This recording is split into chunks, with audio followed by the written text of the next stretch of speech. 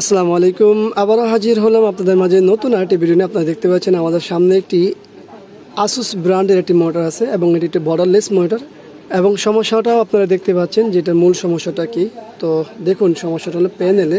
তো প্যানেলে কী সমস্যা হয় সেটা আপনারা ভালো করে দেখেছেন। তো যাই হোক, আমরা মূল বিষয়ে চলে আসি। সেটা হলো যে এই মনিটরটি রিপেয়ার হয় কিনা সেটা আমরা দেখব।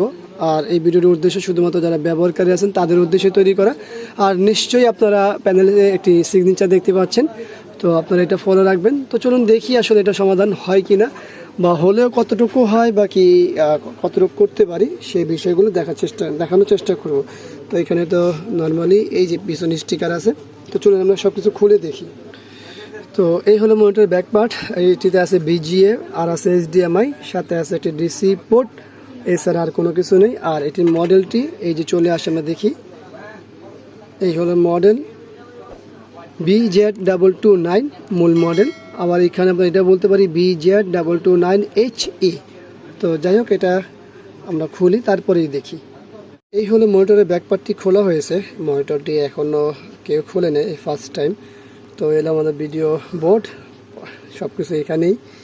আর এই হলো ইনভার্টার সেকশনটি ভিডিও বোর্ডের, দেখতেই পাচ্ছেন। আর মেনু সেকশন তো আমাদের সবসময় এখানেই থাকে, এখানে আছে। তো চলুন আমরা খুলে দেখি আসলে এখানে কি প্যানেল ব্যবহার করছে। আপনারা তো দেখতেই পাচ্ছেন প্যানেলটি কি প্যানেল ব্যবহার করা হয়েছে এবং এখানে সিস্টেমটা কি সেটা একটু দেখে নিই। তো এখানে হলো এই যে প্যানেলের সিস্টেমটা, যদিও আরও ওঠানো লাগবে ভালো করে দেখার জন্য। আর সাবধান, এই হলো আমাদের ডিসি টু ডিসি আইসি। আর এখানে যে প্যানেলটি ব্যবহার করা হয়েছে সেম এই যে আমাদের 40L এর ভিতরে যে ব্যবহার করা হয়েছে প্যানেলটি, এই যে এই মডেলটি ডেলের 40L। এখানে যে প্যানেলটি ব্যবহার করা হয়েছে এই প্যানেলটি এটার মধ্যে ব্যবহার করা হয়েছে। তো যাই হোক, এখন মূল বিষয় হলো যে আমরা যেহেতু এটা শুধুমাত্র আপনাদের উদ্দেশ্যে মানে ব্যবহারকারীর উদ্দেশ্যে তৈরি করা, তো আমরা দেখি এটা আসলে কতটুকু কি পারি বা কি হয় অবশ্যই জানাবো। আলহামদুলিল্লাহ, আমরা বেশ অনেক সময় নিয়ে এটা দেখেছি। দেখার পরে যে এটা রেজাল্ট আসলো সেটা নিয়ে একটু দেখাবো আপনাদেরকে। তার আগে বলে নিই, এই প্যানেলটি কিন্তু নর্মালি খুব অনেক জলদি হয়ে যায় এরকম না। যেরকম ডেল মনিটরগুলোতে কি হয়, 22S, S2216 বা 18, এই প্যানেলগুলো যে দ্রুত হয়, হ্যাঁ, বা HP 22F, HP 22FW যেগুলো যে দ্রুত হয়, এই প্যানেলগুলো কিন্তু তত দ্রুত হয় না, এটা অনেক সময় লাগে। তো যাই হোক, এটা কাজ করেছি, কাজে পরে কী রেজাল্ট আসে সেটা একটু দেখি আমরা। এখানে তাকিয়ে দেখুন, আর স্ক্রিন নিচে দিকে বাড়াবাড়ি করছে না। তো যাই হোক, আমরা এটাকে খাড়া করে তারপরে দেখি। তো চলুন দেখতে থাকি। এই হলো আমাদের মনিটরটি রান।